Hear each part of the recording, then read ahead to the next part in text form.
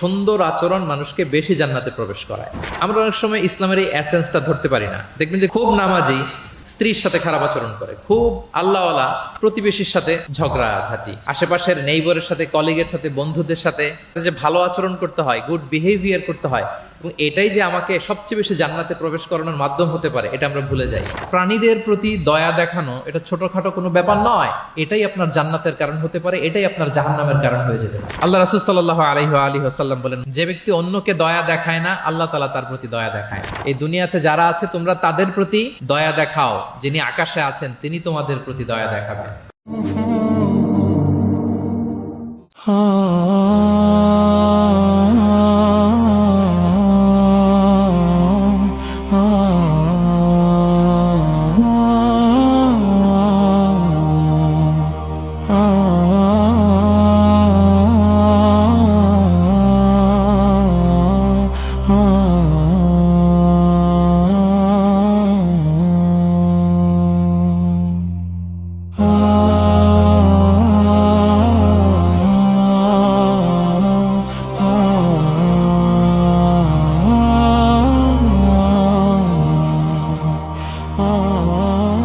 আসসালামু আলাইকুম ওয়া রাহমাতুল্লাহি ওয়া বারাকাতুহু। ডিআরএমসি ইসলামিক কালচারাল ক্লাব কর্তৃক আয়োজিত আজকের এই third DRMC national Islamic cultural festival and book fair 2026-এ আপনারা যারা উপস্থিত হয়েছেন তাদের সবাইকে জানাচ্ছি আন্তরিক শুভেচ্ছা এবং মোবারকবাদ। আমরা শুরুতে আল্লাহ রাব্বুল ইজ্জা ওয়াল জালালের দরবারে শুকরিয়া জ্ঞাপন করছি, যিনি আমাদেরকে আজকের এই চমৎকার এই অনন্য আয়োজনে একত্রিত হওয়ার সুযোগ করে দিয়েছেন। এই চমৎকার পরিবেশে আমরা সবাই পড়ছি কালিমাতে শুকর আলহামদুলিল্লাহ। আল্লাহ রাসূল সাল্লাল্লাহু আলাইহি ওয়া আলিহি ওয়াসাল্লামের প্রতি লাখো কোটি দুরুদ এবং সালাম প্রেরণ করে আমি আমার মূল আলোচনা শুরু করছি। আমাকে সুনির্ধারিত একটা টপিকে কিছু আলোকপাত করতে বলা হয়েছে। টপিকটা হচ্ছে দ্য এক্সাম্পলারি প্রফিটিক বিহেভিয়ার, অর্থাৎ আল্লাহ রাসূল সাল্লাল্লাহু আলাইহি ওয়া আলিহি ওয়াসাল্লামের অনুপম চরিত্র। ওনার আচরণ কেমন ছিল, আল্লাহ রাসূল সাল্লাল্লাহু আলাইহি সাল্লামের বিহেভিয়ার কেমন ছিল, উনি মানুষের সাথে কেমন করে মিশতেন, কিভাবে ইন্টারঅ্যাক্ট করতেন, ডিলিং করতেন, এবং সেখান থেকে আমাদের প্রাত্যহিক জীবনে, আমাদের ডে টু ডে লাইফে আমরা আসলে কি শিখতে পারি, সেই বিষয়টা নিয়ে আমরা কিছু আলোকপাত করবো ইনশাআল্লাহ বিইذنিল্লাহ। আম্মা জান আয়েশা রাদিয়াল্লাহু তাআলা আনহাকে যখন জিজ্ঞেস করা হতো যে কাইফা কানা খুলুকু রাসূলিল্লাহ, হে আম্মা জান আমাদের প্রিয় নবীজির আচরণ কেমন ছিল, তিনি বলতেন কানা খুলুকুহু আল কোরআন। রাসূল সাল্লাল্লাহু আলাইহি ওয়াসাল্লামের আচরণ ছিল কোরআনের আচরণ, মানে পুরো কোরআনে থিওরিটিক্যালি যা বলা আছে আমাদের প্রিয় নবীজির জীবনে প্র্যাকটিক্যালি সেটা করে দেখানো আছে। তিনি যখন মদিনার রাস্তা দিয়ে হেঁটে যেতেন, as if a living Quran is walking on the street, মনে হতো একটা জীবন্ত কোরআন মদিনার রাস্তা দিয়ে হেঁটে হেঁটে যাচ্ছে। কানা খুলুকুহু আল কোরআন। তো উনি কিভাবে মানুষের সাথে আচরণ করতেন? উনি কি হুট করে রেগে যেতেন আমাদের মতো? কর্কশ ভাষী ছিলেন? বাজে আচরণ করতেন কারোর সাথে? ওনার ব্যবহার দিয়ে, বিহেভিয়ার দিয়ে কখনো কারো মনে কষ্ট দিয়েছেন এমনটি কি আমরা কখনো কেউ শুনেছি? না, নেভার এভার। আল্লাহ তাআলাও কিন্তু কর্কশ ভাষীকে, অশ্লীল ভাষীকে, কঠোর ভাষীকে তিনি পছন্দ করেন না, এবং মুমিন মাত্রই সে ভদ্র হবে, নম্র হবে, সুভাষী হবে। এবং এই সুন্দর আচরণ বা কোমল আচরণকে আল্লাহ রাসূল সাল্লাল্লাহু আলাইহি ওয়াসাল্লাম সব কাজের অলংকার বলেছেন। যেই ব্যক্তি থেকে কোমলতাকে সরিয়ে নেওয়া হয়েছে তার থেকে সব ধরনের খায়েরকে সরিয়ে নেওয়া হয়েছে। যার মধ্যে কোমলতা নেই, মানে সুন্দর আচরণ নেই, তার মধ্যে কোনো খায়ের নেই, তার মধ্যে কোনো কল্যাণ নেই। আমরা যদি আল্লাহ রাসূল সাল্লাল্লাহু আলাইহি ওয়া আলিহি ওয়াসাল্লামের পুরো বায়োগ্রাফিটা একটু স্ক্যান করি, সংক্ষেপে দেখার চেষ্টা করি, তাহলে দেখব যে তিনি বড় ছোট, নারী পুরুষ, শত্রু বন্ধু নির্বিশেষে সবার সাথে খুব অমায়িক আচরণ করতেন, চমৎকার আচরণ করতেন। এবং রাসূল সাল্লাল্লাহু আলাইহি ওয়াসাল্লামের এই চমৎকার আচরণে মুগ্ধ হয়ে অনেক ঘোরতর শত্রু তার বন্ধুতে পরিণত হয়েছিল। সুবহানাল্লাহি ওয়া বিহামদিহি। এবং এত ভালো আচরণের অধিকারী ব্যক্তিত্ব হয়েও তিনি আল্লাহর কাছে দোয়া করতেন যে আল্লাহ, আপনি আমার দেহটাকে, আমার দেহ সৌষ্ঠব, আমার দৈহিক অবয়ব যেরকম সুন্দর করেছেন, আমার চরিত্রটাকে, আমার আচরণটাকেও আল্লাহ আপনি সুন্দর করে দিন। এত সুন্দর আচরণের অধিকারী হওয়ার পরেও তিনি বলতেন আল্লাহুম্মা হাসসানতা খালকি ফাহাসসিন খুলুকি, মানে হে আল্লাহ, আপনি আমাকে দেখতে যেরকম সুন্দর বানিয়েছেন। আল্লাহ রাসূল সাল্লাল্লাহু আলাইহি ওয়াসাল্লামের চেয়েও দেখতে সুন্দর কোনো মহাপুরুষ কি পৃথিবীতে এসেছিল? এত সুন্দর মানুষ হওয়া সত্ত্বেও তিনি আল্লাহর কাছে দোয়া করতেন, আল্লাহ আমি দেখতে যেমন সুন্দর আমার আচরণটাও যেন তেমন সুন্দর হয়। আপনারা আয়নার সামনে দাঁড়ালে এই দোয়াটা পড়েন? আয়নার সামনে দাঁড়িয়ে এই দোয়াটা পড়তে হয় যে আল্লাহুম্মা হাসসানতা খালকি ফাহাসসিন খুলুকি। আল্লাহ আমাকে দেখতে যেরকম সুন্দর বানিয়েছেন, আমার আচরণটাও আপনি সুন্দর করে দিন। এবং আল্লাহ রাসূল সাল্লাল্লাহু আলাইহি সাল্লাম তিনি ইরশাদ করেছেন, দুটি জিনিস মানুষকে সবচাইতে বেশি আল্লাহর জান্নাতে প্রবেশ করাবে। একটি হচ্ছে তাকওয়াল্লাহ, আল্লাহর ভয়, আর একটি হচ্ছে হুসনুল খুলুক, সুন্দর আচরণ। রিপিট, আমি আবারও বলছি, দুটি জিনিস মানুষকে সবচাইতে বেশি আল্লাহর জান্নাতে প্রবেশ করায়। একটি হচ্ছে আল্লাহর ভয়, তাকওয়াল্লাহ, আরেকটি হচ্ছে সুন্দর আচরণ, হুসনুল খুলুক। এখানে বলা হয়নি যে নামাজ মানুষকে বেশি জান্নাতে প্রবেশ করাবে, রোজা প্রবেশ করাবে, যাকাত করাবে, হজ করাবে, এমন কিছু বলা হয়েছে না। বরং সুন্দর আচরণ মানুষকে বেশি জান্নাতে প্রবেশ করায়। আমরা অনেক সময় ইসলামের এই এসেন্সটা ধরতে পারি না। দেখবেন যে খুব নামাজি কিন্তু খিটখিটে মেজাজের লোক, খুব নামাজি স্ত্রীর সাথে খারাপ আচরণ করে, খুব আল্লাহওয়ালা প্রতিবেশীর সাথে ঝগড়াঝাটি, খুব নামাজি মানুষ কলিগের সাথে সম্পর্ক ভালো নাই। এরকম লোক আমাদের সমাজে আছে না নাই বলেন? তার মানে ইসলামের যে ট্রু এসেন্স এটা ধরতে পারে নাই। আশেপাশের নেইবরের সাথে, কলিগের সাথে, বন্ধুদের সাথে, সহপাঠীদের সাথে যে ভালো আচরণ করতে হয়, গুড বিহেভিয়ার করতে হয়, এবং এটাই যে আমাকে সবচেয়ে বেশি জান্নাতে প্রবেশ করানোর মাধ্যম হতে পারে, এটা আমরা ভুলে যাই। প্রিয় বন্ধুরা, আমরা যেন এই ব্যাপারটাকে ছোট মনে না করি। সবচেয়ে বেশি জান্নাতে মানুষকে প্রবেশ করায় তাকওয়াল্লাহ, হুসনুল খুলুক, আল্লাহর ভয়, আরেকটা কি? সুন্দর আচরণ। অনেক ছোট ছোট বন্ধুদেরকে আমি দেখতে পাচ্ছি অডিয়েন্সের মধ্যে। আমরা আমাদের সহপাঠীদের সাথে, বন্ধুদের সাথে ভালো আচরণ করবো তো আজকে থেকে? হ্যাঁ, সাউন্ড খুব অল্প হয়েছে, আমি শুনি নাই, আরো জোরে করবো কিনা? ইনশাআল্লাহ আমরা ভালো আচরণ করব, এবং আমার সহপাঠীদের সাথে, বন্ধুদের সাথে ভালো আচরণ, এটাই আমাকে জান্নাতে প্রবেশ করাবে ইনশাআল্লাহ। বলি সবাই। একটা চমৎকার হাদিস দিয়ে আমার মূল আলোচনা শুরু করি। আল্লাহ রাসূল সাল্লাল্লাহু আলাইহি ওয়া আলিহি ওয়াসাল্লাম তিনি বলেন, আনা যাঈমুন বিবাইতিন ফি রাবাদিল জান্নাতি লিমান তারাকাল মিরাআ ওয়া ইন কানা মুহিক্কান।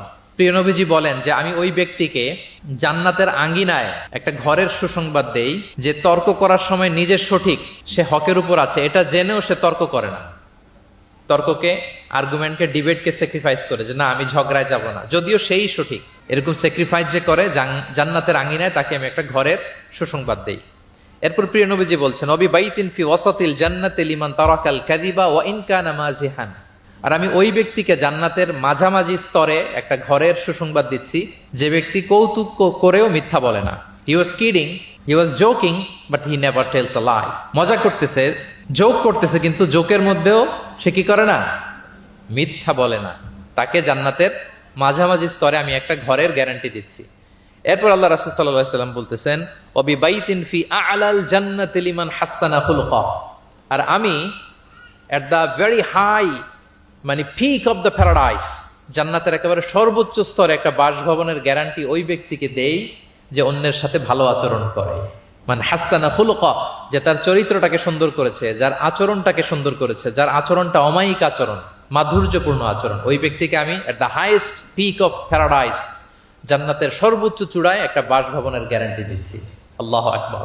তাহলে আমার আশেপাশে যারা আছে তাদের সাথে ভালো আচরণ করা, গুড বিহেভিয়ার করা, এটা ছোটখাটো কোনো বিষয় নয়, এটা অনেক গুরুত্বপূর্ণ একটা বিষয়। কিন্তু আমরা অনেক সময় এটার গুরুত্বটা বুঝতে পারি না, এটাকে ছোট করে দেখি। তো সম্মানিত বন্ধুরা, আমরা দেখবো যে আমাদের প্রিয় নবীজি অন্যের সাথে কিভাবে আচরণ করেছেন। তিনি শিশুদের সাথে কিভাবে মিশেছেন, প্রাণীর প্রতি ওনার নবীজের আচরণ কেমন ছিল, শিশুদের সাথে কেমন ছিল, নারীদের সাথে কেমন ছিল, সাহাবাদের সাথে কেমন ছিল, কর্মচারীদের সাথে আচরণ কেমন ছিল, নিজের স্ত্রীদের সাথে কেমন ছিল, প্রতিবেশীর সাথে কেমন ছিল, যুদ্ধবন্দীদের সাথে প্রিয় নবীজের আচরণ কেমন ছিল, ভিক্ষুকের সাথে আচরণ কেমন ছিল, এমনকি যুদ্ধের ময়দানে শত্রুদের সাথে প্রিয় নবীজের আচরণ কেমন ছিল।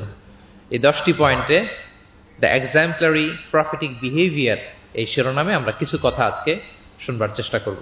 আমরা শুরুতে একটু দেখার চেষ্টা করি যে পশু, পাখি, প্রাণী, এই প্রাণী জগতের প্রতি প্রিয় নবীজির আচরণ কেমন ছিল। প্রিয় নবী যে প্রাণীদের প্রতি খুব দয়াদ্র ছিলেন, তার বায়োগ্রাফিতে, জীবনীতে এরকম অসংখ্য নজির পাওয়া যায়। কারণ আল্লাহ তাআলা তাকে রাহমাতাল লিল আলামিন, ওমা আরসালনাকা ইল্লা রাহমাতাল লিল আলামিন, I've sent you as a mercy for the entire universe।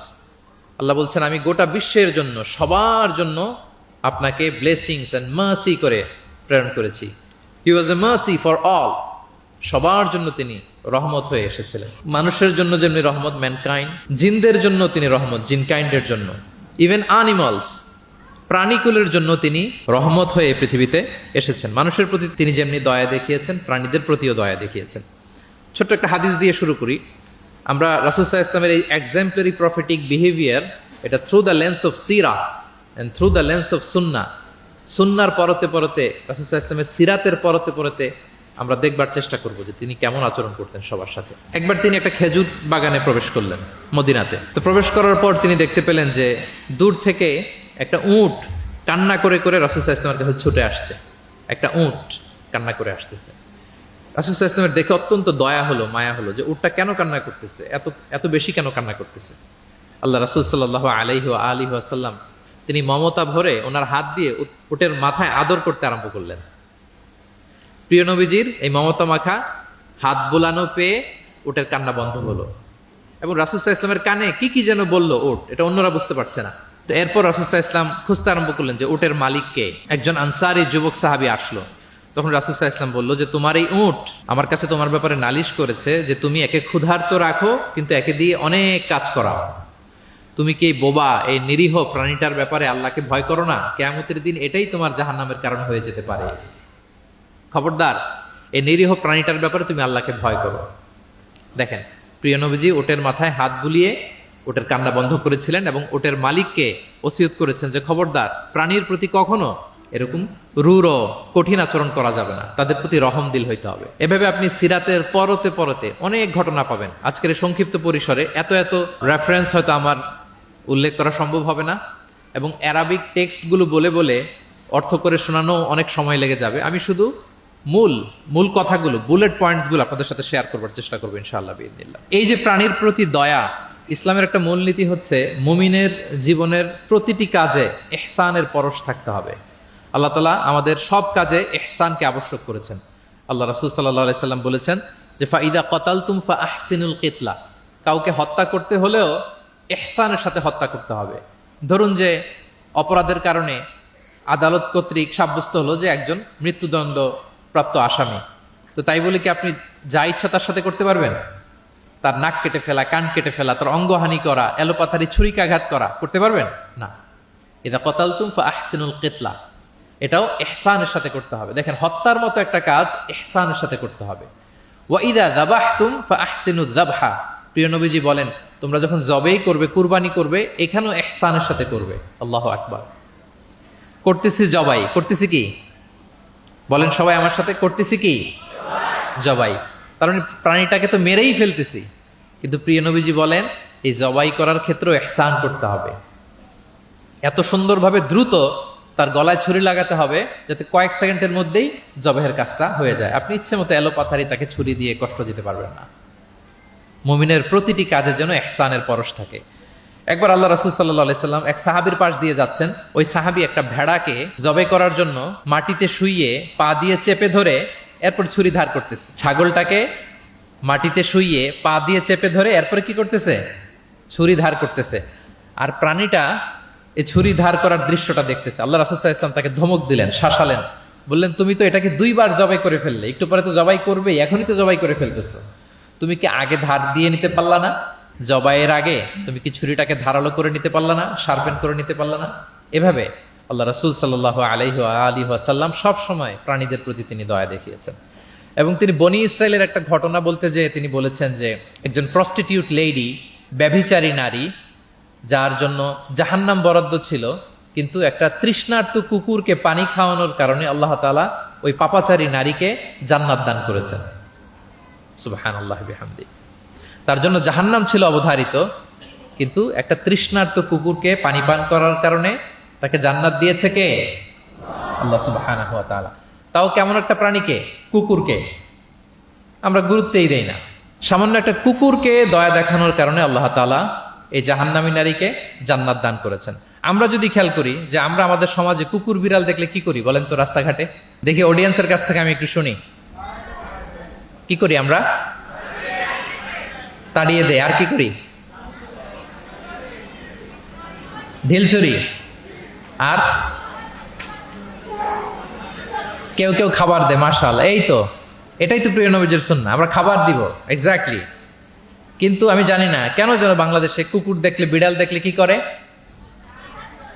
তাড়ায় দেয়, ঢিল ছোড়ে, লাথি মারে, এরকম করে না অনেক সময়? অপ্রয়োজনে, কোনো প্রয়োজন নেই এটা করে।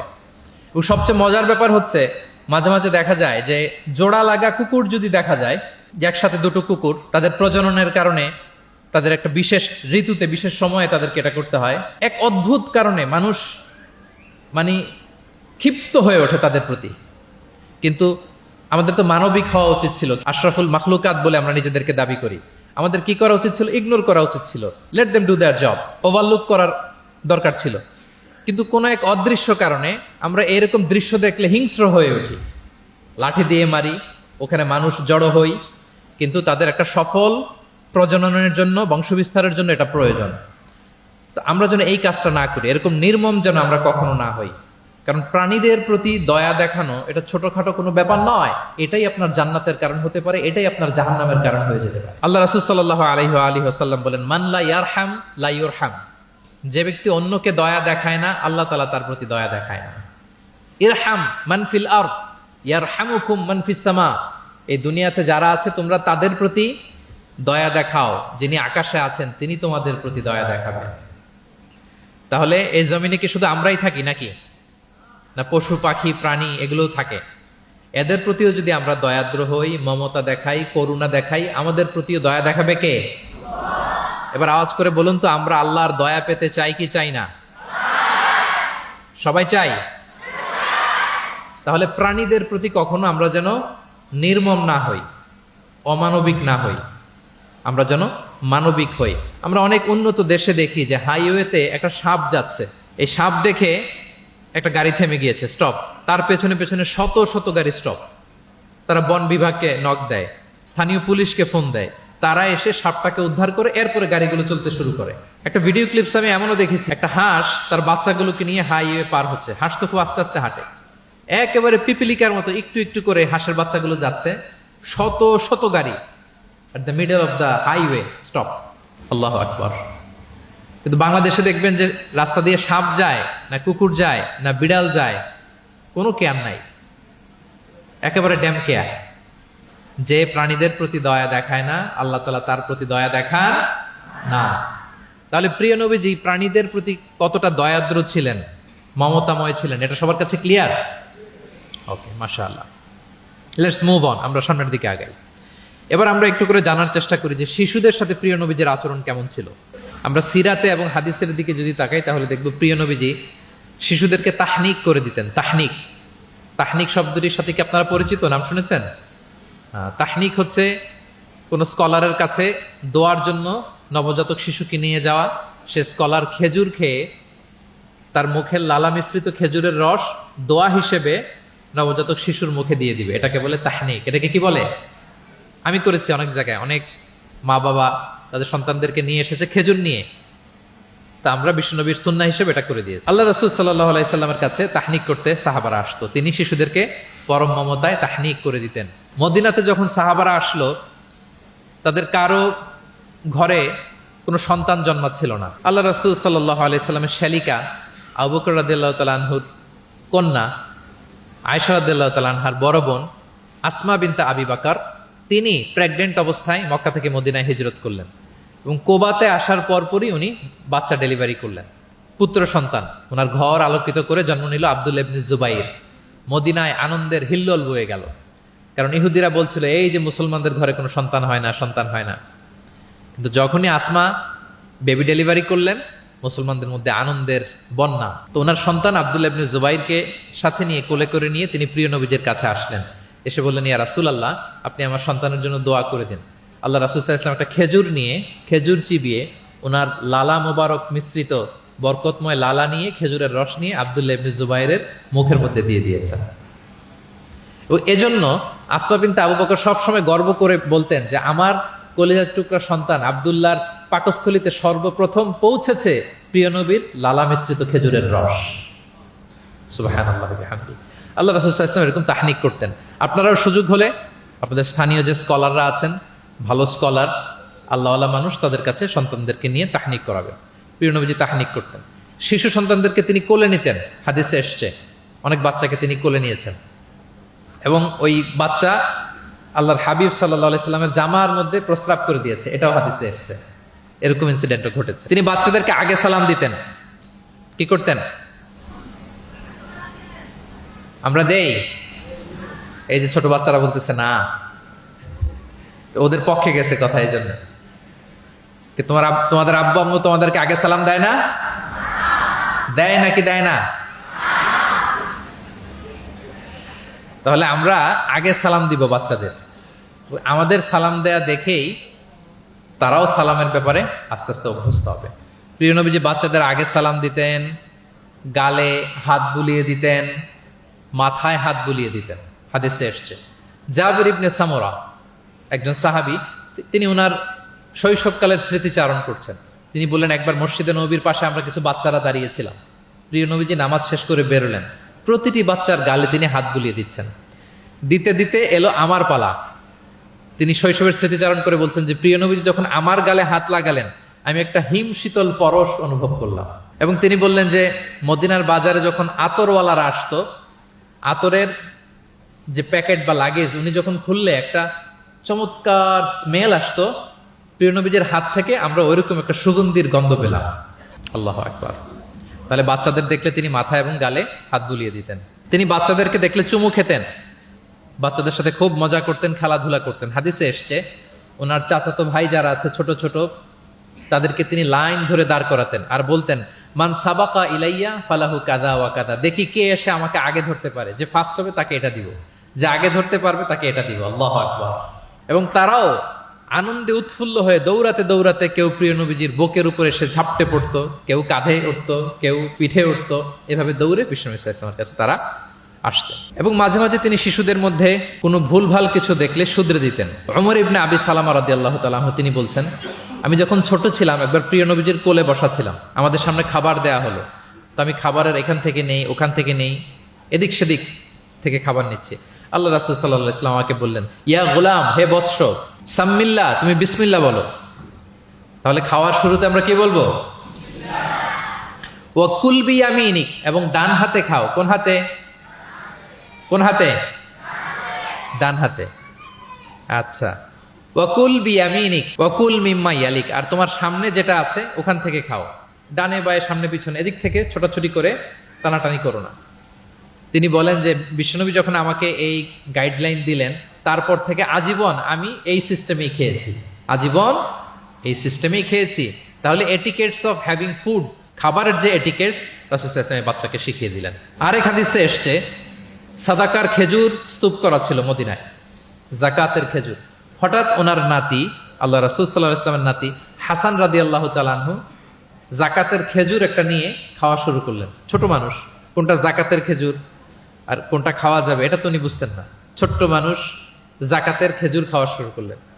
দূর থেকে প্রিয় নবীজি দেখে দৌড়ে গেলেন, দৌড়ে মুখ থেকে টেনে খেজুরটা বের করলেন। হাদিসে এসেছে প্রিয় নবীজি বলতে আরম্ভ করলেন, ইরমি বিহা কিখ কিখ। এটা একটা আরবিক এক্সপ্রেশন। কিখ কিখ মানে আমরা বাংলায় যেটা বলি ওয়াক, থু থু, থু মেরে ফেলে দাও। হাসান রাদিয়াল্লাহু তাআলা আনহু তিনি বললেন যে না না ভাই, থু মেরে ফেলে দাও। আল্লাহ তাআলা, তুমি কি জানো না, আন্না লা নাআকুলু সাদাকা, আমরা হাশিমি খানদান, আমরা কখনো সাদাকার কিছু খেতে পারবো না। আল্লাহু আকবার। তাহলে দ্য কনসেপ্ট অফ হালাল এন্ড হারাম ছোটবেলা থেকে তিনি শিখাই দিলেন নাতিকে। এভাবে শিশুদেরকে আদর করতেন, ভালোবাসা দিতেন, মায়া মমতায় জড়িয়ে রাখতেন এবং ভুল করলে পরম মমতায় শুধরে দিতেন। তাহলে শিশুদের সাথে প্রিয় নবীজির কেমন আচরণ আমরা বুঝতে পারছি। তিনি শিশুদের প্রতি কতটা কনসিডারেট ছিলেন, কতটা তিনি কনসিডারেট ছিলেন আমরা একটা ছোট্ট হাদিস থেকে শুনি। একবার তিনি কোন এক নামাজে দীর্ঘ লম্বা সিজদা করে দিলেন, দীর্ঘ লম্বা, এত লম্বা সিজদা কখনো তিনি করেন না। নামাজ শেষে সাহাবারা জিজ্ঞেস করলেন, ইয়া রাসূলুল্লাহ, আপনি কি সিজদার মধ্যে অসুস্থ হয়ে গেলেন নাকি, অথবা কোরআনের আয়াত নাজিল হলো নাকি? এত দীর্ঘ সিজদা তো ফরজ নামাজে কখনো করতে দেখি না। রাসূল সাল্লাল্লাহু আলাইহি ওয়াসাল্লাম বললেন, কুল্লু যালিকা লাম ইয়াকুন, না একটাও না, ওহিও নাজিল হয়নি, অসুস্থও হয়নি। এবং আমি যখন সিজদায় ছিলাম, আমার নাতি খেলতে খেলতে আমার কাঁধের উপরে চড়ে বসেছে। এখন আমি যদি সিজদা থেকে মাথা উঠাই, তার খেলা তো ইন্টারাপ্ট হয়ে যাবে। এজন্য যতক্ষণ সে মাথার উপরে পিঠের উপরে বসে বসে খেলছিল, আমি সিজদায় লুটিয়ে পড়ে সিজদাটাকে লম্বা করে দিয়েছি। সূক্ষ্ম বিবেচনা বোধ ছিল প্রিয় নবীজির, এবং শিশুদের প্রতি তিনি কতটা কনসিডারেট ছিলেন, এটা ছিল প্রিয় নবীজির শিশুদের সাথে আচরণ। তাহলে প্রাণীদের সাথে তিনি কেমন ছিলেন আমরা জানলাম, শিশুদের সাথে কেমন ছিলেন আমরা জানলাম। এবার আমরা দেখি যে নারীদের সাথে প্রিয় নবীজির আচরণ কেমন ছিল। তিনি নারীদেরকে অত্যন্ত সম্মান করতেন। কি করতেন? সম্মান। তিনি বলতেন, আদ দুনিয়া কুল্লুহা মাতা ওয়া খায়রু মাতা'আদ দুনিয়া আল মারআ সালিহা। পৃথিবীর সবকিছু যা দেখা যায় সব সম্পদ, কিন্তু এর মধ্যে সবচেয়ে দামি সম্পদ হচ্ছে নেককার নারী। কারণ তাদের পেট থেকে পৃথিবীর সব ভালো মানুষ, মহাপুরুষরা এসেছে, আল্লাহর ওয়ালিরা এসেছে, নবীরা এসেছে। নবীরা কাদের পেট থেকে এসেছে বলেন? নবীরা মায়েদের পেট থেকে এসেছে না? এবং তিনি বলতেন, খায়রুকুম খায়রুকুম লি আহলিহি ওয়া আনা খায়রুকুম লি আহলি। তোমাদের মধ্যে সে সবচেয়ে সেরা যে তার পরিবারের কাছে সেরা, মানে স্ত্রীর কাছে সেরা, আর আমি আমার স্ত্রীর কাছে সেরা। প্রিয় নবীজি বলতেন। আল্লাহু আকবার। একবার একদল নারী এবং শিশুকে বিয়ের অনুষ্ঠান থেকে ফেরার পথে তাদেরকে দেখে প্রিয় নবীজি বললেন, তোমরা আমার কাছে সর্বাধিক প্রিয়। নারীদেরকে তিনি অত্যন্ত পছন্দ করতেন এবং সম্মান করতেন, এবং নারীদের সাথে ভালো আচরণ করার ব্যাপারে তিনি আমাদেরকে আদেশ করেছেন। তিনি বলেছেন, ফাস্তাউসু বিন-নিসাই খায়রা, খবরদার নারীদের সাথে রূঢ় আচরণ করো না, খারাপ আচরণ করো না, তাদের সাথে ভালো আচরণ করো। পুরুষদেরকে যেমনি ওটের উপর চড়িয়ে ওট টেনে হিচড়ে নিয়ে যাওয়া হয়, নারীদেরকে যেন এমনি না নেওয়া হয়। তিনি একবার বলছিলেন যে, খবরদার সাওকাকা বিল কাওয়ারির রিফকান বিল কাওয়ারির, মানে নারীদেরকে যখন ওটে চড়িয়ে হাওদাজে চড়িয়ে তোমরা টানো, ওহে সাহাবারা তাড়াহুড়ো করো না, ধীরস্থির ভাবে করো। অর্থাৎ তিনি বুঝাতে চাইলেন, কাওয়ারির মানে হচ্ছে কাচের তৈরি তৈজসপত্র বা বাসনপত্র। আমাদের ঘরে যে কাচের প্লেট, চামচ, গ্লাস আছে, এগুলো যদি সাবান দিয়ে আমাদের ধুইতে হয়, ক্লিন করতে হয়, আমরা কি করি? খুব সাবধানে এটাকে ধরি, রাখি, ক্লিন করি, তাই না? এটাকে খুব সফটলি ডিল করতে হয়। রাসূল সাল্লাল্লাহু আলাইহি ওয়াসাল্লাম সেটাই বললেন, নারীদেরকে কাচের সাথে তুলনা করে বললেন তাদের সাথে এরকম কোমল আচরণ করতে হবে। এবং তিনি বলেছেন, দুনিয়ার প্রতিটি মায়ের পায়ের নিচে আছে তার সন্তানের বেহেশত। সুবহানাল্লাহ। এবং সন্তান জন্ম দিতে যে কোন নারী যদি ইন্তেকাল করে, প্রিয় নবীজি বলেন, ওই নারীকে আল্লাহ তাআলা কিয়ামতের দিন শহীদদের কাতারে দাঁড় করিয়ে দিবেন। আল্লাহ তাআলা যাকে একটি কন্যা দিয়েছেন তার জন্য একটি জান্নাত, দুইটি কন্যা দুইটি জান্নাত, যতগুলো কন্যা ততগুলো জাহান্নামের দরজা ব্লকেজ হয়ে যাবে। সুবহানাল্লাহ। এভাবে তিনি নারীদের সাথে আচরণ করেছেন। নারীরা মদিনার সমাজে প্রিয় নবীজির পেছনে সালাতে অংশগ্রহণ করত। প্রিয় নবীজির পেছনেই তারা সালাতে অংশগ্রহণ করত। এখনো আপনারা মদিনাতে বা মক্কাতে গেলে দেখবেন যে পুরুষদের পাশাপাশি নারীরাও সেখানে সালাতে অংশগ্রহণ করে। প্রিয় নবীজিকে ডিরেক্টলি তারা প্রশ্ন করতেন, কিউএস সেশনে অংশগ্রহণ করতেন, কোশ্চেনিং আনসারিং সেশন। নারীদের মধ্যে থেকে দাঁড়িয়েও তারা প্রশ্ন শুরু করে দিতেন। রাসূল সাল্লাল্লাহু আলাইহি ওয়াসাল্লামের সাথে সফরে অংশগ্রহণ করতেন। এভাবে প্রিয় নবীজি নারীদেরকে একটা মর্যাদার আসনে রেখেছেন, তাদের সাথে এইভাবে তিনি ডিল করতেন। এবার আমরা একটু জানার চেষ্টা করি যে সাহাবাদের সাথে প্রিয় নবীজির আচরণ কেমন ছিল, মানে যারা ছিল প্রিয় নবীজির সাথী তাদের সাথে আচরণ কেমন ছিল। আমরা জানি যে সাহাবারা হচ্ছে প্রিয় নবীজির হাতে গড়া ছাত্র, হাতে গড়া টিম। নবীজির সুখে দুঃখে সবসময় তারা থাকতো এবং প্রিয় নবীজিকে আগলে রাখতো। প্রিয় নবীজির অ্যাকম্পেনি তারা কখনো মিস করতে চাইতো না। এমনকি কখনো কখনো কোনো সাহাবার ক্ষুধা লাগলে তারা প্রিয় নবীজির কাছে এসে বসে থাকতো। তারা বলতো যে প্রিয় নবীজির চেহারার দিকে তাকিয়ে থাকলে আমাদের ক্ষুধা মিটে যেত। নবীজির নুরানি চেহারার দিকে তাকিয়ে থাকলে কি হতো? পেটের ক্ষুধা চলে যেত। যে আয়াত দিয়ে আমি শুরু করেছিলাম, ফাবিমা রাহমাতিম মিনাল্লাহি লিনতা লাহুম ওয়ালাউ কুনতা ফাদদান গালিযাল কলবি লানফাদ্দু মিন হাওলিক। নবী হে, আল্লাহর রহমতে আপনি কোমল হৃদয়ের অধিকারী হয়েছেন, এজন্য সবাই আপনাকে ঘিরে থাকতে চায়, আপনার পাশে থাকতে চায়। আপনি যদি কর্কশ ভাষী হতেন, কঠোর আচরণের অধিকারী হতেন, তাহলে এখন যেমনি আপনার সাহাবারা আপনাকে ঘিরে রাখে, সব সময় আপনার পাশে থাকতে চায়, তারা এমনটি আপনাকে ঘিরে রাখতো না। এবং আল্লাহ রাসূল সাল্লাল্লাহু আলাইহি ওয়াসাল্লামের চেহারায় সবসময় একটা স্মাইলিং ফেস থাকতো, অলওয়েজ স্মাইল। তিনি বলতেন, তাবাসসুমুকা ফি ওয়াজহি আখিকা সাদাকা, your smile to your brother it's a charity. তুমি তোমার ভাইয়ের দিকে তাকিয়ে যে মুচকি হাসি দাও, এতেও আল্লাহ তাআলা তোমার আমলনামায় সাদাকা দেওয়ার সওয়াব দিয়ে দেন। আপনারা মুচকি হাসেন তো? কি মুচকি হাসেন? হ্যাঁ, মুচকি হাসবেন। মুচকি হাসতে পয়সা লাগে না, লাগে? মুচকি হাসবেন। মুচকি হাসলে এটা সাদাকা দেওয়ার সমান সওয়াব। অলওয়েজ একটা স্মাইলি ফেসে থাকতেন প্রিয় নবীজি। ওনার চেহারা দেখলেই মানুষের মন ভালো হয়ে যেত। আল্লাহু আকবার। সাহাবাদের সাথে ওনার আচরণ কেমন ছিল, ডিলিংস কেমন ছিল? এক নম্বরে তিনি খুব কোমল আচরণ করতেন সাহাবাদের সাথে। কেউ যখন প্রিয় নবীজির সাথে কথা বলতো, ওই লোক কথা বলার সময় চোখ না ফেরালে প্রিয় নবীজি কখনো তার থেকে চেহারা ফেরাতেন না। মুসাফা করার সময় যিনি প্রিয় নবীজির সাথে মুসাফা করেছেন, ওই লোক হাত টেনে না নিলে প্রিয় নবীজি কখনো হাত টেনে নিতেন না। সুবহানাল্লাহ, হোয়াট এ হাম্বল পার্সোনালিটি। তিনি সাহাবাদের প্রতি এতটাই কোমল ছিলেন, একটা ছোট্ট হাদিস থেকে আমরা একটু বোঝার চেষ্টা করি। তিনি সাহাবাদের নিয়ে বসা ছিলেন, এক বেদুইন এসে মসজিদে নববীতে 2 রাকাত নামাজ পড়লো। 2 রাকাত নামাজ পড়েই বিষ্ণু ইসা ইসলামের কাছেও আসে না, সালামও দেয় না, কারণ বেদুইন তো, সভ্যতার কোনো অ্যাটিকেটস, কোনো ছোঁয়া তার মধ্যে লাগেনি। সে নামাজ পড়ে আল্লাহর কাছে দোয়া করতেছে, এবং দোয়া কিরকম দেখেন, সে দোয়া বলতেছে আল্লাহুম্মা আরহামনি ওয়া মুহাম্মাদা ওয়ালা তারহাম মা'আনা আহাদা, মানে আল্লাহ তুমি আমারে রহম করো আর মুহাম্মদ সাল্লাল্লাহু আলাইহি ওয়াসাল্লামকে রহম করো, আমাদের দুজনের সাথে আর কাউরে রহম করো না তুমি। বেদুইন, তার মধ্যে এটিকেটস অফ দোয়া, দোয়ার যে একটা আদব আছে এটা তার জানা নাই। সে বলে আল্লাহ আমাকে মাফ করো, মুহাম্মদ সাল্লাল্লাহু আলাইহি ওয়াসাল্লামকে মাফ করো, আর কাউকে না। তো দূর থেকে রাসূল সাল্লাল্লাহু আলাইহি ওয়াসাল্লাম দেখে হেসে বললেন, হায়রে, একটা প্রশস্ত ব্যাপারকে সে সংকীর্ণ বানায় ফেললো। কারণ আল্লাহর দরবারে কি রহমের কোনো কমতি আছে? সবাই বলুন তো আওয়াজ করে, আল্লাহর দরবারে রহমতের কোনো কমতি ঘাটতি আছে? কোনো কমতি নাই, কোনো ঘাটতি নাই। তো সে তো দোয়াতে আমাদের সবাইকে ইনক্লুড করলেও পারতো। যাই হোক, নামাজ পড়ে দোয়া করে এবার মসজিদে নববীর মাঝখানে পেশাব করতে আরম্ভ করলো। কোথায়? মসজিদের মাঝখানে। সাহাবার তো রেগে মেগে আগুন, তাকে ধরতে যাবে, মারতে যাবে। রাসূল সাল্লাল্লাহু আলাইহি ওয়াসাল্লাম বললেন দাউ, রাখো, বোঝান আলোকটা করতে দাও, করে ফেললো। এবার প্রিয় নবীজি বললেন হারিকু আলা বাউলিহি সাজলান মিন মা। মসজিদে, তখনকার মসজিদে নববী তো বালুর ফ্লোর ছিল, জানেন আপনারা? আমাদের এখনকার মসজিদ তো এই যেরকম পাকা, টাইলস করা, কার্পেটিং, আরো কত কি, কিন্তু তখনকার মসজিদে নববী ছিল কিসের? ফ্লোরটা বালুর। তো রাসূল সাল্লাল্লাহু আলাইহি ওয়াসাল্লাম বললেন যে বালুর মধ্যে যেহেতু পেশাব করে দিছে, 1 বালতি পানি ঢেলে দাও। 1 বালতি পানি ঢেলে দেয়া হলো।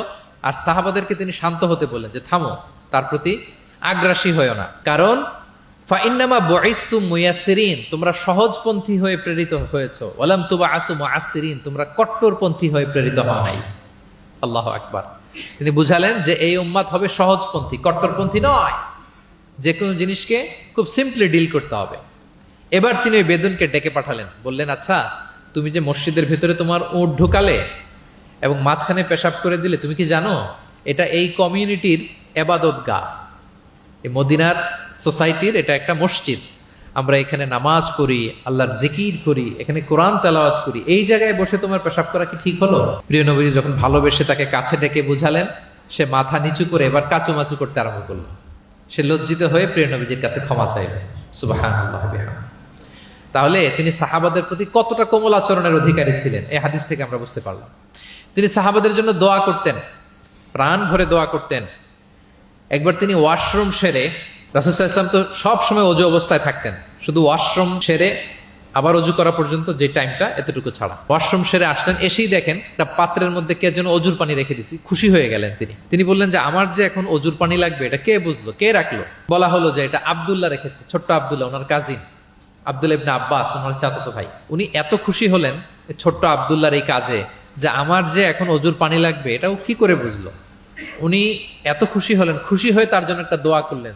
তিনি বললেন যে আল্লাহুম্মা ফাক্কিহু ফিদ্দীন ওয়া আল্লিমহু তা'ওয়িল, আল্লাহুম্মা আল্লিমহুল কিতাব, মানে আল্লাহ তুমি তাকে কোরআনের জ্ঞান শিক্ষা দিও, কোরআনের খুঁটিনাটি জ্ঞান তুমি আব্দুল্লাহকে শিক্ষা দিও। এবং প্রিয় নবীজির দোয়ার বরকতে আব্দুল্লাহ ইবনে আব্বাস রাদিয়াল্লাহু তাআলা আনহু তিনি রাইসুল মুফাসসিরিন, গোটা বিশ্বের সব মুফাসসিরদের সম্রাট হয়ে গিয়েছেন। পৃথিবীতে যত মুফাসসির আসবে তার মধ্যে হেড অফ মুফাসসির, চিফ সম্রাট হচ্ছেন আব্দুল্লাহ ইবনে আব্বাস রাদিয়াল্লাহু তাআলা। ওই প্রিয় নবীজির দোয়া। আমি গত সপ্তাহে ওনার মসজিদ ভিজিট করে এসেছি, তায়েফে। উনি শেষ জীবনে তায়েফে থাকতেন, ওখানে ইন্তেকাল করেছেন, ওখানে ওনাকে কবরস্থ করা হয়েছে। বিশাল মসজিদ আছে, মসজিদ আব্দুল্লাহ ইবনে আব্বাস রাদিয়াল্লাহু তাআলা। এভাবে তিনি দোয়া করতেন। আনাস রাদিয়াল্লাহু তাআলা আনহুর মা মদিনায় যখন প্রিয় নবীজি আসলেন, সবাই প্রিয় নবীজিকে বিভিন্ন গিফট দেয়, কেউ এটা দেয়, ওইটা দেয়, বিভিন্ন ধরনের হাদিয়া দেয়। তো উম্মে সুলাইম, গরিব মানুষ, উনি এসে বলেন ইয়া রাসূলুল্লাহ, সবাই আপনার সাথে দেখা করে কিছু না কিছু হাদিয়া দেয়, আমার তো হাদিয়া দেওয়ার কোনো সামর্থ্য নাই, আমি কি দিব আপনাকে? আমার এই ছোট্ট ছেলেটাকেই আপনার আমি হাদিয়া দিয়ে দিলাম। ছেলেটার নাম হচ্ছে আনাস। কি নাম? আনাস রাদিয়াল্লাহু তাআলা। প্রিয় নবীজির খাদেম, কর্মচারী ছিলেন। তো বললেন ইয়া রাসূলুল্লাহ, আপনি রেখে দেন, আমার কলিজার টুকরা আনাসই হচ্ছে আমার পক্ষ থেকে আপনার জন্য গিফট, আপনি তার জন্য একটু দোয়া করেন। তো তিনি দোয়া করতে আরম্ভ করলেন, আল্লাহুম্মা আকসির মালা ওয়া ওয়ালাদা, আল্লাহ আপনি আনাসের সম্পদ বাড়ায় দেন, আল্লাহ আপনি আনাসের সন্তান বাড়ায় দেন। এই যে দোয়া করেছেন, ওয়া বারিক লাহু ফিমা আ'তাইতা, যা দিবেন এতে বরকত দিয়ে দেন, এই যে দোয়া করেছেন, দোয়ার ফলে কি হয়েছে দেখেন। আনাস রাদিয়াল্লাহু তাআলা আনহু বলেন, প্রিয় নবীজির এই দোয়ার বরকতে মদিনার সবার খেজুর বাগানে বছরে খেজুর হতো একবার, কিন্তু আমি আনাসের খেজুর বাগানে বছরে খেজুর হতো 2 বার। আর ওনার সর্বসাকুল্যে 80 জন সন্তান ছিল। 80 জন। কয়জন? যেহেতু অনেকগুলো ফ্যামিলি ছিল ওনাদের। প্রিয় নবীজির দোয়ার বরকতে 2 বার বছরে খেজুর হতো ওনার বাগানে, আর 80 জন সন্তান তিনি পেয়েছিলেন। তাহলে সাহাবাদের প্রতি কোমল আচরণ করতেন, তাদের জন্য দোয়া করতেন, তাদের ভালো গুণের প্রশংসা করতেন। অনেক হাদিস, অনেক হাদিস, এগুলো বলতে গেলে অনেক সময় লেগে যাবে। একটা বিখ্যাত হাদিস আপনারা জুমার সময়, জুমার খুতবার সময় প্রায় শোনেন, আরহামু উম্মতি বি উম্মতি আবু বকর। শোনেন? ওয়া আশাদ্দুহুম ফি আমরিল্লাহি উমর, এই যে মুখস্থ।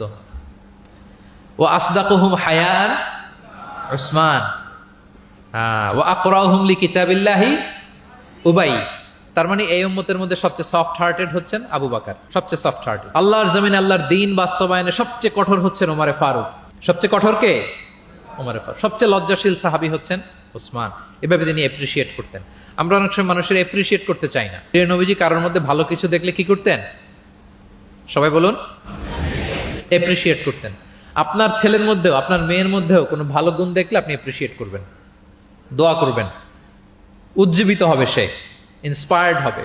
আমরা অনেক সময় আমাদের ছেলে মেয়েদেরকে উৎসাহ দেই না, তার মধ্যে যে কি কারিশমা আমরা জানিই না। মনে করি যে A+ পাইলেই বুঝি সফল। A+ পায় নাই, পাশের ঘরের কেউ পাইছে, বলে যে যা ওর পা ধোয়া পানি খা। এরকম বলে না বাংলাদেশে? নিজের ছেলে A+ পায় নাই, পাশের ঘরের একজন পাইছে, তো কি বলে? তার পা ধোয়া। এইটা বলে কিন্তু ওর মনোবল আপনি শুরুতেই নষ্ট করে দিলেন, ভেঙে দিলেন। না, ওর মধ্যে হয়তো অন্য ধরনের কোনো যোগ্যতা আছে, অন্য ধরনের ক্যালিবার আছে। সো তাদেরকে অ্যাপ্রিশিয়েট আমাদেরকে করতে হবে। প্রিয় নবীজি যে কোনো সাহাবীর মধ্যে যে কোনো ভালো গুণ দেখলে তিনি অ্যাপ্রিশিয়েট করতেন। আবু মুসা আল-আশআরী রাদিয়াল্লাহু তাআলা আনহুর কণ্ঠটা ছিল বড় চমৎকার। তিনি একবার বললেন, ইয়া আবা মুসা লাকাদ উতিতা মিজমার মিন মাজামিরি আলি দাউদ। দাউদ নবীর গলায় আল্লাহ যে সুরের ঝংকার দিয়েছে, এই উম্মতের মধ্যে আল্লাহ তোমার গলায় সেই সুরের লহরী ঢেলে দিয়েছে।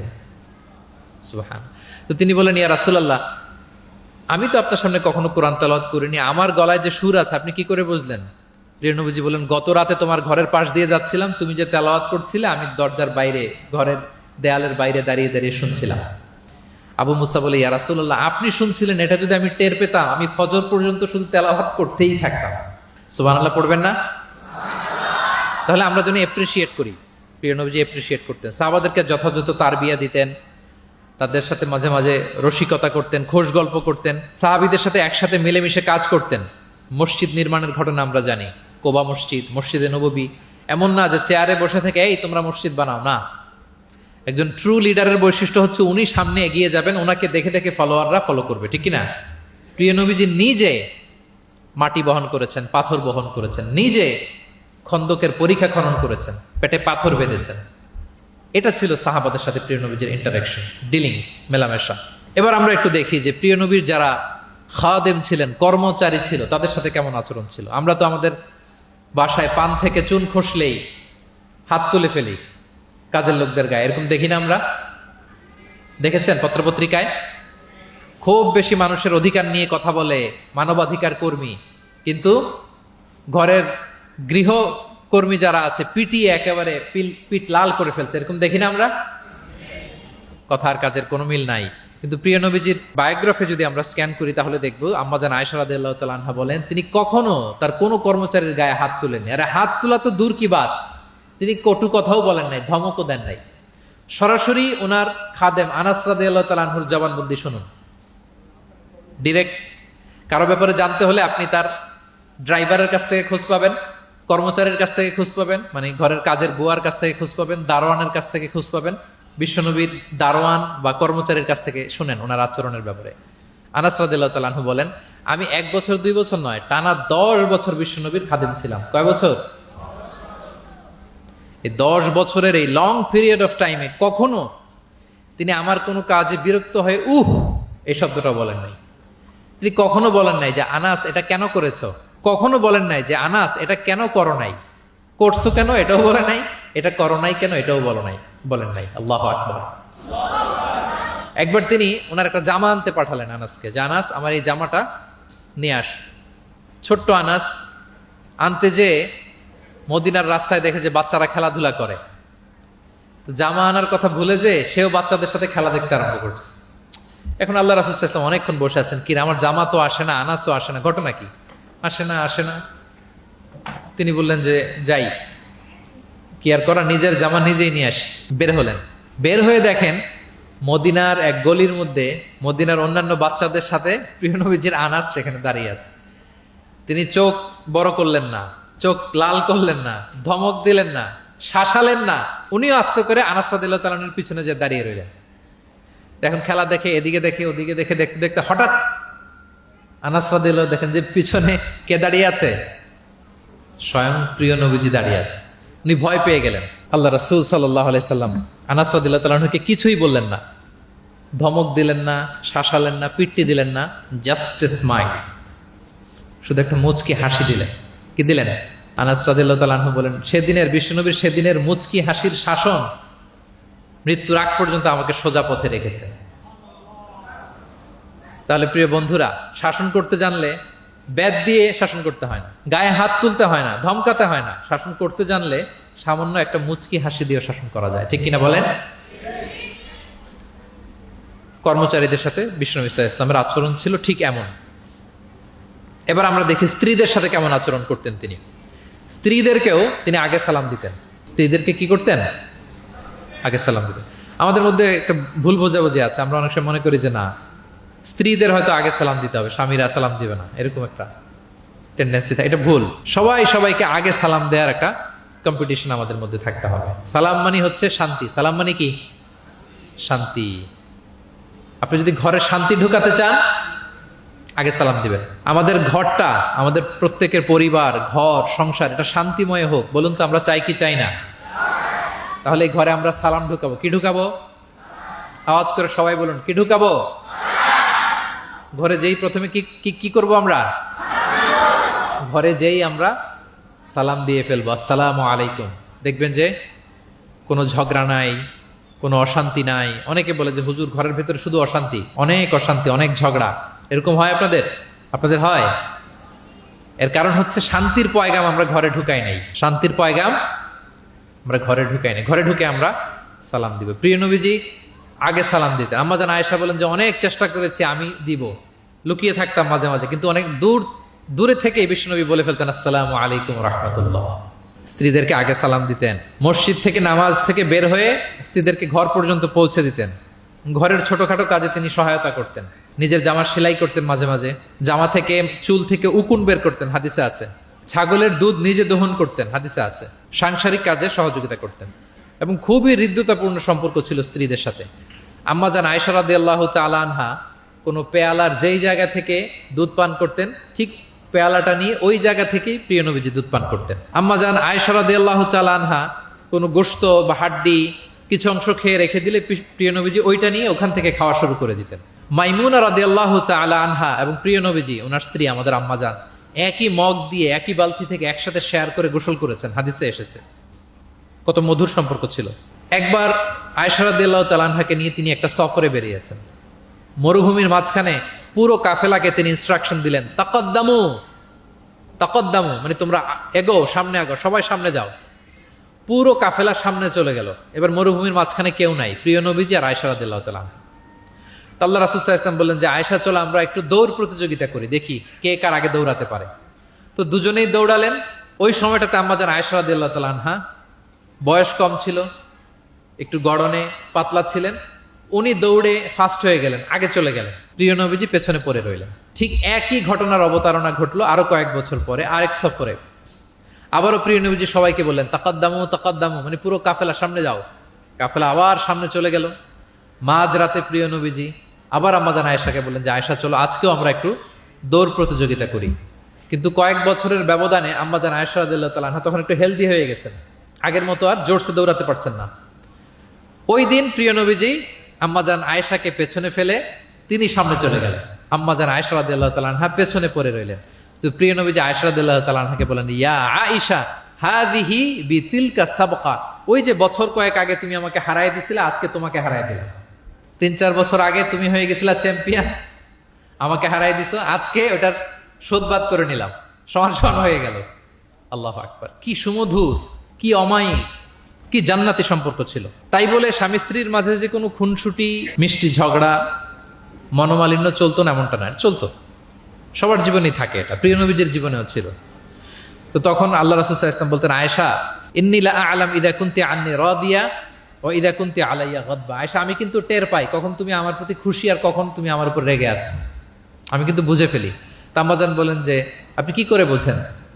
রাসূল সাল্লাল্লাহু আলাইহি ওয়াসাল্লাম বললেন, যখন তুমি আমার উপর রেগে থাকো তখন দোয়া করার সময় তুমি বলো রব্বি ইব্রাহিম, মানে হে ইব্রাহিমের রব আপনি আমাদেরকে ক্ষমা করেন, হে মুসার রব আপনি আমাদেরকে ক্ষমা করেন। আর যখন তুমি আমার উপর খুশি থাকো তখন দোয়ার সময় তুমি বলো রব্বি মোহাম্মদ, হে মোহাম্মদের রব আপনি আমাদেরকে ক্ষমা করেন, হে মোহাম্মদের রব আপনি আমাদের উপর দয়া করেন।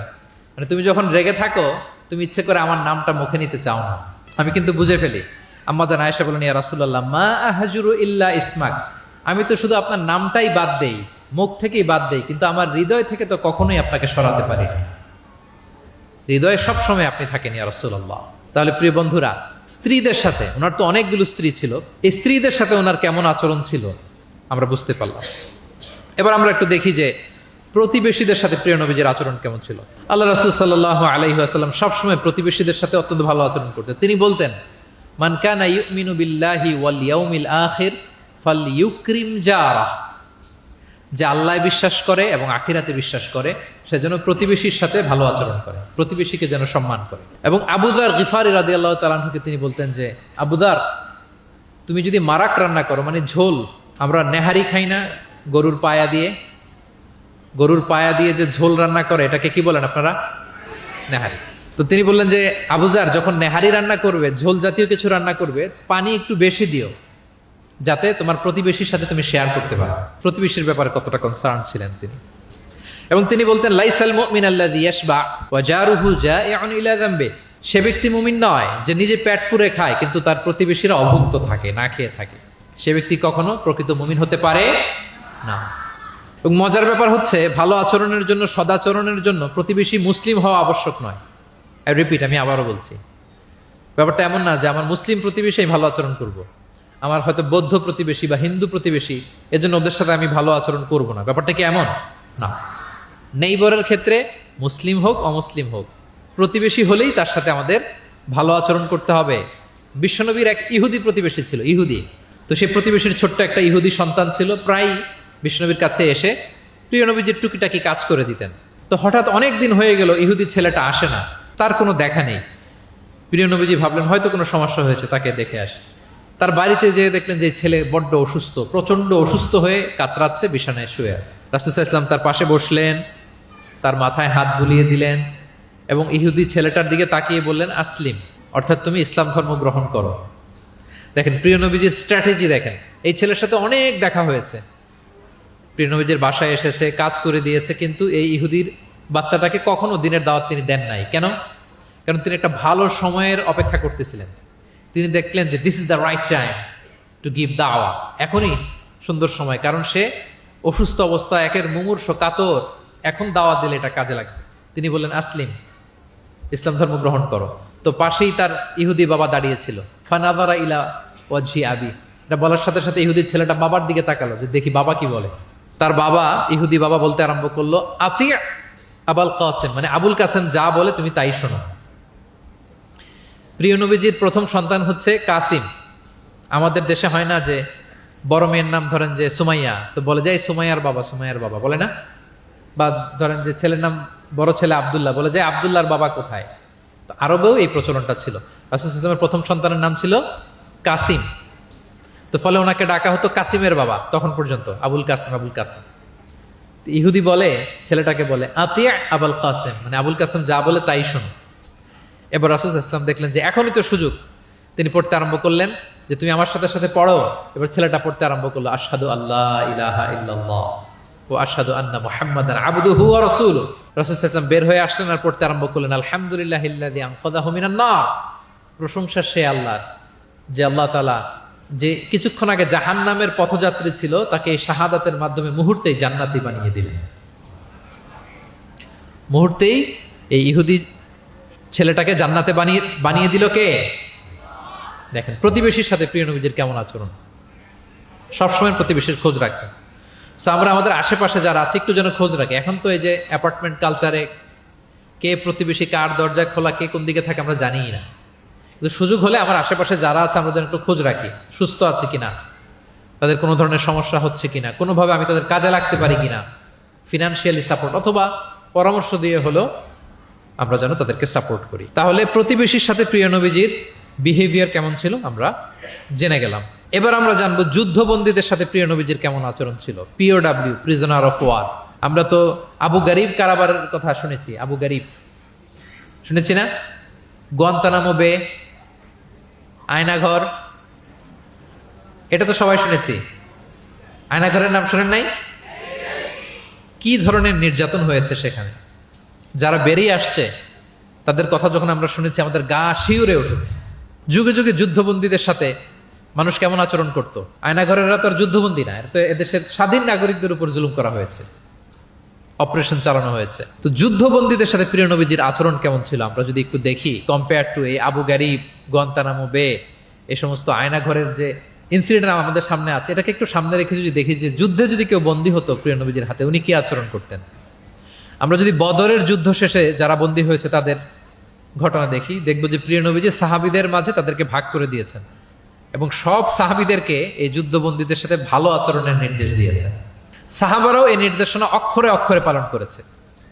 তারা তুলনামূলক কম দামি খাবারটা খেয়ে যুদ্ধবন্দীদেরকে দামি খাবারটা খাইয়েছে। সুবহানাল্লাহ। একটা ছোট্ট ঘটনা শেয়ার করলে বুঝতে পারবেন যে প্রিয় নবীজি যুদ্ধবন্দীদের সাথে কেমন আচরণ করতেন। সুমামা ইবনে উসাল রাদিয়াল্লাহু তাআলা আনহু, উনি ইয়ামামার অধিবাসী ছিলেন। আল্লাহ রাসূল সাল্লাল্লাহু আলাইহি সাল্লামকে অ্যাসাসিনেট করার জন্য, মানে গোপনে হত্যার জন্য তিনি মদিনায় এসে সাহাবীদের হাতে ধরা পড়েন। সাহাবীরা ওনাকে মসজিদে নববীর পিলারের সাথে রশি দিয়ে বেঁধে রাখে এবং প্রিয় নবীজির কাছে তথ্যটি পৌঁছান যে ইয়া রাসূলুল্লাহ আপনাকে হত্যা করতে এসেছিল, আমরা তাকে ধরেছি, মসজিদে নববীর পিলারে বেঁধেছি। রাসূল সাল্লাল্লাহু আলাইহি ওয়াসাল্লাম তার কাছে গেলেন, তার খোঁজ খবর নিলেন, ইসলামের বিভিন্ন সুন্দর সুন্দর কথা, দ্য বিউটি অফ ইসলাম তার সামনে তুলে ধরলেন এবং সাহাবাদেরকে বললেন যে তাকে ভালো ভালো খাবার দাও। বাড়িতে এসে বললেন রুটি বানাও, জব দিয়ে রুটি বানিয়ে সুমামার জন্য পাঠাও। সুমামা প্রথমে রুটি খেলো। এরপরের দিন এক সাহাবীকে বললেন যে তুমি ওটের দুধ দহন করে গরম গরম দুধ তার জন্য নিয়ে যাও। এরপরের দিন সে দুধ খেলো। এভাবে প্রিয় নবীজি প্রতিদিন তার সাথে দেখা করেন এবং ইসলামের সুন্দর সুন্দর কথাগুলো তাকে শোনান। সুমামা তো অবাক যে তোমরা যুদ্ধবন্দীদের সাথে এমন আচরণ করো। সুমামা রীতিমতো অবাক যে জামাই আদর চলতেছে টানা 3 দিন। আর রাসূল সাল্লাল্লাহু আলাইহি ওয়াসাল্লামের কাছে যখন ইসলামের বিভিন্ন বিষয়গুলো সে শুনতে শুনতে অবাক হয়ে ইসলামের প্রতি তিনি আকৃষ্ট হতে লাগলেন। টানা 3 দিন তাকে যখন প্রিয় নবীজি দাওয়াত দিলেন, আপ্যায়ন করলেন, 3 দিন পরে প্রিয় নবীজি সাহাবীদেরকে বললেন যাও এবার মসজিদে নববীর ওখানে যে সুমামার দেহ থেকে রশিটা খুলে দাও। সাহাবারা বললেন ইয়া রাসূলুল্লাহ সে ভয়ঙ্কর খুনি, সে অত্যন্ত ভয়ঙ্কর, আপনি তাকে চিনেন না। প্রিয় নবীজি বললেন আমি যা বললাম তাই করো, যাও তার রশিটা খুলে দাও। সাহাবারা যে এবার সুমামার রশিটা খুলে দিল।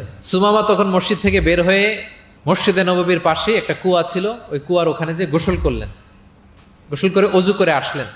এসে মসজিদে নববীর সামনে দাঁড়িয়ে সাক্ষ্য দিলেন আশহাদু আল্লাহ ইলাহা ইল্লাল্লাহ ওয়া আশহাদু আন্না মুহাম্মাদান আবদুহু ওয়া রাসূলুহু। এবার তিনি বললেন হে আল্লাহর রাসূল আমি সাক্ষ্য দিচ্ছি আল্লাহ ছাড়া কোনো ইলাহ নেই এবং আপনি আল্লাহর প্রেরিত রাসূল। তিনি বললেন হে মুহাম্মদ এতদিন আপনার চাইতে কোনো অপ্রিয় চেহারা আমার কাছে ছিল না, সবচেয়ে অপছন্দ করতাম আপনাকে, কিন্তু এই মুহূর্তে থেকে আপনার চাইতে কোনো প্রিয় ব্যক্তিত্ব আমার জীবনে আর নাই। হে মুহাম্মদ মদিনার চাইতে নিকৃষ্ট কোনো স্থান আমার কাছে ছিল না, কিন্তু আজ থেকে মদিনার চাইতে পবিত্র কোনো জায়গা আমার কলিজায় নাই। হে মুহাম্মদ আজ পর্যন্ত ইসলামের চাইতে অপছন্দনীয় কোনো ধর্ম আমার কাছে ছিল না, কিন্তু এই মুহূর্ত থেকে ইসলামের চাইতে কোনো প্রিয় ধর্ম আমার কাছে না। আল্লাহু আকবার, আল্লাহু আকবার। যুদ্ধবন্দীদের সাথে বিষ্ণু ইসলাম কেমন আচরণ করেছেন। ঘোর শত্রু প্রিয় নবীজির ফলোয়ারে পরিণত হয়েছে, পরম বন্ধুতে পরিণত হয়েছে। সম্মানিত সুধী, এটা ছিল বিষ্ণু ইসলামের আচরণ যুদ্ধবন্দীদের সাথে। ভিক্ষুকের সাথে কেমন আচরণ করতেন। প্রিয় নবীজির একটা অভ্যাস ছিল, কেউ কিছু চাইলে না করতে পারতেন না। ওনার ডিকশনারিতে না ছিল না। কি ছিল না? সবাই বলুন কি ছিল না? কেউ এসে কোনো ফরিয়াদি চাইবে, উনি বলবেন না, এটা উনি বলতে পারতেন। একবার ওনার কাছে মাত্র একটা জামা, কয়টা জামা? মাত্র একটা জামা। এক ফরিয়াদি এসে বললেন ইয়া রাসূলুল্লাহ আমাকে একটা জামা দেন। তো উনি তো না করতে পারেন না, ওইটাই খুলে দিয়ে দিলেন। এবার তো উনি পড়তেও পারেন না জামা, বাইরেও বেরোতে পারেন না, খালি গায়ে কি করবেন? আল্লাহ আয়াত নাজিল করলেন ওয়াল্লাযীনা ইযা আনফাকু লাম ইউসরিফু ওয়া লাম ইয়াকতুরু ওয়া কানা বাইনা যালিকা কাওয়ামা। এর অর্থ হচ্ছে যারা দান করে, দান হওয়া উচিত এমন কৃপণতাও করবে না, আবার অতিমাত্রাও করবে না, মাঝামাঝি। তো বুঝাতে চাইলেন নবী জামা যদি দুটো থাকতো তো একটা দিতেন, ছিল কয়টা? এটাই যে দিয়ে দিয়েছেন, এখন আপনি গায়ে রাখবেন কোনটা? আল্লাহু আকবার। কি রহমতের নবী, কি মায়ার নবী ছিলেন, না বলতে জানতেন না। এক নারী একটা চমৎকার চাদর বুনন করে সাজিয়ে প্রিয় নবীজির কাছে নিয়ে এসেছিলেন।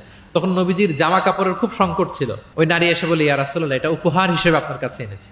প্রিয় নবীজি খুব খুশি হয়ে এটা গায়ে জড়ালেন, কারণ তখন জামা ছিল না খুব একটা। তো এই সুন্দর জামা দেখে এক সাহাবী এসে বলে, ইয়া রাসূলুল্লাহ, এই জামাটা আমাকে দেন। কি বলে? অন্য সাহাবারা রেগে গেলেন, এটা তুমি কাজটা ভালো করলে না, তুমি জানো যে নবীজির কাছে এখন জামা নেই, এটাই তুমি চাইলা। তখন প্রিয় নবীজি তো না করতে পারে না, ওই জামাটাই গা থেকে খুলে দিয়ে দিলেন। তো ওই সাহাবী বলে, তোমরা কি জানো আমি কেন চেয়েছি?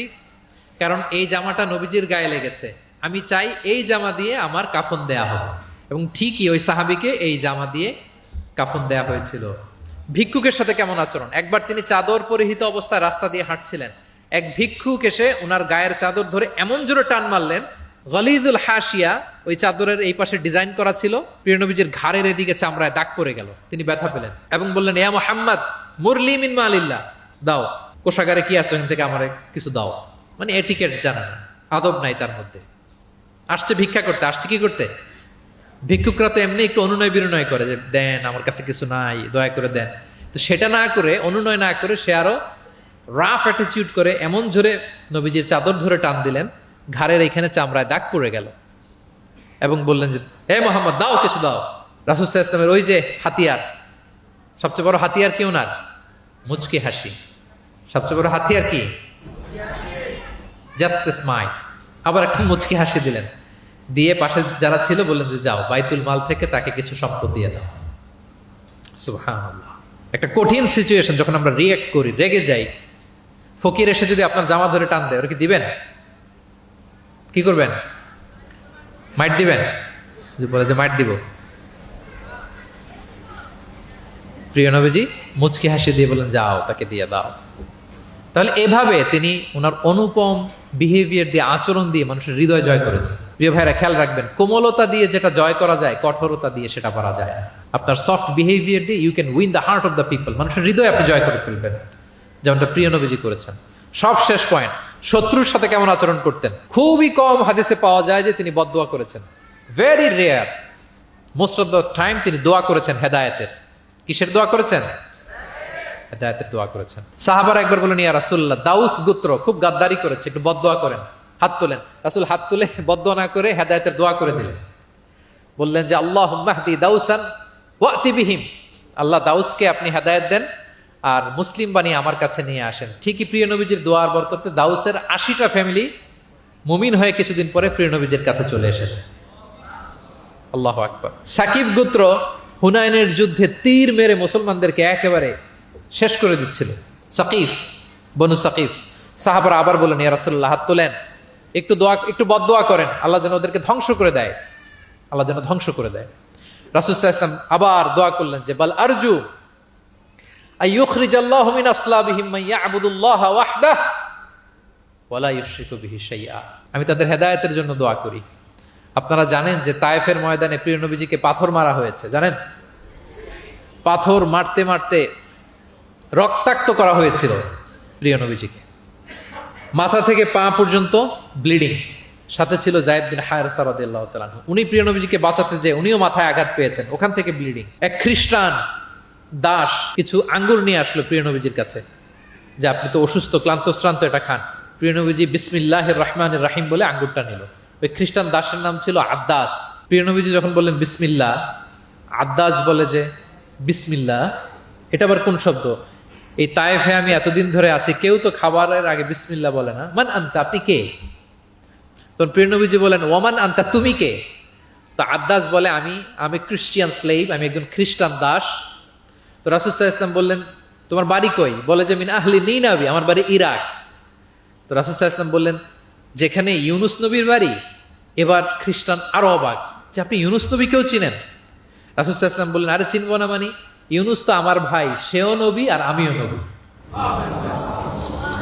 ইউনুস যে নবী ছিল আলাইহিস সালাম, এই নবুয়তির ধারাবাহিকতার এই চেইনটাকে পূর্ণতা দিতে আল্লাহ তাআলা আমাকে পাঠিয়েছেন। খাতামুন নবিয়্যিন, seal of the all prophets. আদ্দাস অবাক হয়ে গেল। আদ্দাস রাদিয়াল্লাহু তাআলা আনহু ঠিক ওই জায়গায় এই খ্রিস্টান বালক রাসূল সাল্লাল্লাহু আলাইহি ওয়াসাল্লামের কাছে শাহাদা পড়ে মুসলমান হয়ে গেল। পাহাড় রক্ষী ফেরেশতারা এসে বললেন, ইয়া রাসূলুল্লাহ, আপনি বলেন তায়েফের দুই দিকের পাহাড় চাপা দিয়ে এমন এক কলাপস করে দিব, পুরো তায়েফবাসী মেসাকার হয়ে যাবে। রাসূল সাল্লাল্লাহু আলাইহি ওয়াসাল্লাম বললেন, না, তারা হয়তো ঈমান আনেনি, কিন্তু তাদের পরের জেনারেশন, তার পরের জেনারেশন, তাদের মধ্যে থেকে কেউ না কেউ থাকবে যারা পড়বে লা ইলাহা ইল্লাল্লাহ মুহাম্মাদুর রাসূলুল্লাহ। তাই হয়েছে। আমি গত সপ্তাহে উমরায় ছিলাম, একদিনের জন্য তায়েফ গিয়েছিলাম। মসজিদের অভাব নাই, ইসলামিক ইনস্টিটিউশনের অভাব নাই। প্রিয় নবীজির সেই দোয়া সত্যিই বাস্তবায়িত হয়েছে। তায়েফবাসী তখন ঈমান আনে নাই, কিন্তু এখন লক্ষ লক্ষ মুসলিম কালেমার পতাকাবাহী বীর সেনানী তায়েফের জমিনে আছে না নাই? আছে। শত্রুদের সাথে তিনি এমন আচরণ করেছেন। উহুদের ময়দানে রক্তাক্ত হয়েছেন, দাঁত ভেঙেছে, হেলমেট ভেঙে দন্দন মোবারক শহীদ হয়েছে বিশ্বনবীর। কিন্তু হেদায়েতের দোয়া করেছেন। তিনি বলেছেন, আল্লাহুম্মা হদি কওমি ফাইন্নাহুম লা ইয়ালামুন। আল্লাহ, আমার কওমকে আপনি মাফ করেন, ওরা চিনে নাই, বুঝে নাই। শুধু যে ক্ষমাই চাইছে আল্লাহর কাছে তা না, ওদের হয়ে এক্সকিউজ করতেছে। শুধু এতটুকু করলে হয়তো যে আল্লাহ ক্ষমা করে দেন, শুধু এতটুকুই না, আবার বলতেছে আল্লাহ ওরা বুঝে নাই। ছোট মানুষ ভুল করলে আমরা কি বলি? যে কেন ভুলটা করছে, কারণ বুঝে। ওর হয়ে আমরা ওকালতি করি। তো প্রিয় নবীজি বলতেছেন, আল্লাহ তাদেরকে হেদায়েত দেন আমার কওমকে, কারণ ফাইন্নাহুম লা ইয়ালামুন, আমি যে নবী তারা চিনে নাই, তারা আমাকে চিনে নাই, তারা বুঝতে পারে নাই। এভাবে আল্লাহ রাসূল সাল্লাল্লাহু আলাইহি ওয়াসাল্লাম শত্রুদের সাথে যুদ্ধের ময়দানে আচরণ করেছেন। যুদ্ধের ময়দানে প্রিয় নবীজির কঠোর নির্দেশনা ছিল, খবরদার কোনো নারীর গায়ে হাত তুলবে না, কোনো শিশুর গায়ে হাত তুলবে না, কোনো বিধর্মী পাদ্রীর গায়ে হাত তুলবে না। যুদ্ধ থেকে বিরত আছে, নিউট্রাল, এমন কোনো মানুষের গায়ে হাত তুলবে না। আত্মসমর্পণ করে তোমাদের কাছে সিকিউরিটি চাচ্ছে, আত্মসমর্পণ করেছে, নিরাপত্তা চাচ্ছে, তাদের গায়ে হাত তুলবে না। ওই এলাকার গবাদি পশুর গায়ে হাত তুলবে না, কৃষিজ পণ্যকে ডিস্ট্রয় করবে না। যুদ্ধের ময়দানে এই নির্দেশনাগুলো বিষ্ণু ইসলাম দিয়েছেন, এবং এগুলোর কারণেই শত্রুরাও বিষ্ণু ইসলামের বন্ধুতে পরিণত হয়েছেন। আমরা জানি যে এলাকায় থাকতে দেয় নাই, তায়েফে গিয়েছে, থাকতে দেয় নাই, আত্মীয় স্বজন সহ mental torture, physical torture and what not কি করে নাই কোরাইশরা। সেই কোরাইশদের কাছে যখন অষ্টম হিজরিতে বিজয়ীর বেশে তিনি গেলেন, থার থার করে কাঁপতেছিল কোরাইশরা যে হায় রে, আজকে তো গত এই কয়েক যুগের প্রতিশোধ মোহাম্মদ নিবে, রক্তের বন্যা বইয়ে দিবে আজকে মক্কায়। কিন্তু সবার দিকে তাকিয়ে বিশ্বনবী কি বললেন? লা তাসরিবা আলাইকুমুল ইয়াউম ইযহাবু ফাআনতুমুত তালাকা, যাও, আজকে ক্ষমা করে দিলাম। ভাই ভাইয়ের সাথে যে আচরণ করবে, আজকে আমি তোমাদের সাথে ওই আচরণ করব। সুবহানাল্লাহ। This was the character and behavior of the last messenger Muhammad sallallahu alayhi wasallam. সম্মানিত সুধী, তাহলে আমরা যেটা বুঝলাম, কোমল আচরণ দিয়ে আপনি যা অর্জন করতে পারবেন, কঠোর আচরণ দিয়ে, রূঢ় আচরণ দিয়ে, খারাপ ব্যবহার দিয়ে পারবেন? সবাই বলেন তো পারবেন? ব্যক্তি তার সুন্দর আচরণ দিয়ে খুব সহজেই অন্যের মাঝে প্রভাব বিস্তার করতে পারে। আমরা দেখেছি যে প্রিয় নবী শিশুদের সাথে, নারীদের সাথে, বন্ধুর সাথে, শত্রুর সাথে অমায়িক আচরণ করেছেন। এক্সাম্পলারি বিহেভিয়ার, অমায়িক আচরণ। আমরা যেন সেই আচরণের অধিকারী হতে পারি, আমরা যেন সেই ব্যবহারের অধিকারী হতে পারি। প্রিয় নবীজি যেমনি তার কোমল আচরণ দিয়ে, মার্জিত, পরিশীলিত, অমায়িক, মাধুর্যপূর্ণ আচরণ দিয়ে মানব মণ্ডলীর হৃদয় জয় করেছেন, আমরাও যেন আমাদের আচরণকে সেভাবে পরিশীলিত করতে পারি। আল্লাহ তাআলা আমাদের সবাইকে কথাগুলো বোঝার ও আমল করার তৌফিক দান করুন। হাযা মা ইনদি ওয়াল ইলমু ইনদাল্লাহি আলাইহি তাওয়াক্কালতু ওয়া ইলাইহি উনীব। ওয়াসসালামু আলাইকুম।